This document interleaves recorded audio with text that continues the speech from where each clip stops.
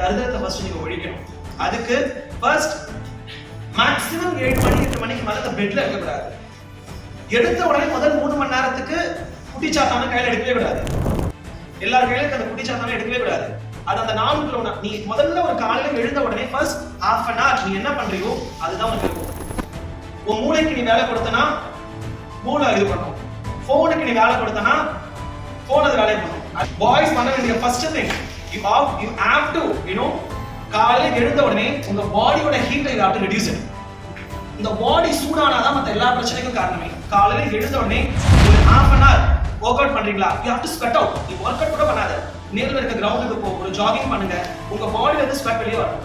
முதல்ல குளிங்க. குளிக்கும் பொழுதே உங்களுடைய ஆட்டோமேட்டிக்கா உங்க பாடியோட heat will be pulled down.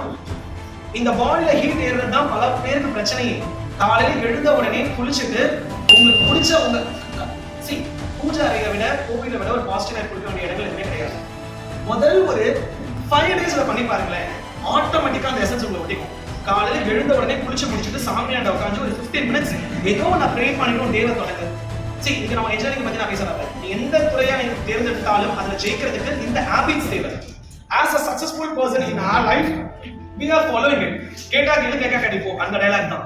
இது நடந்து எனக்கு இம்பாக்ட் கொடுத்திருக்கு, உங்களுக்கும் கொடுக்கும் நான். சோ உங்க கன்சிஸ்டன்ட் ஒர்க்ஸ் மூலமா, ஃபோக்கஸ்டான டெடிகேஷன் மூலமா, ஒரு ப்ராப்பரான மாரல் வேல்யூ மூலமா உங்க டார்கெட்ஸை நீங்க ஜெயிக்க முடியும்.